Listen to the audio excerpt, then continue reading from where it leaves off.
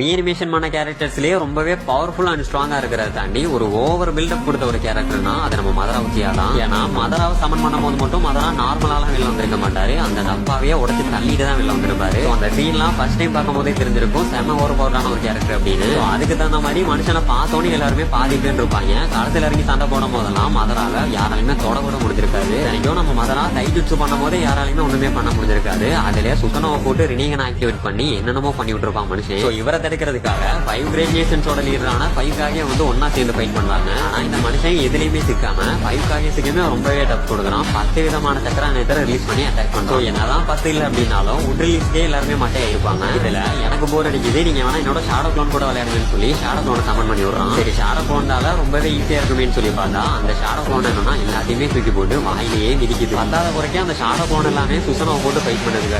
ஏற்கனவே ஒரு க்ளோன் அழிக்கவே அங்க முக்குன்னு முக்குறாங்க. இதுல சுசனோ வேற நம்ம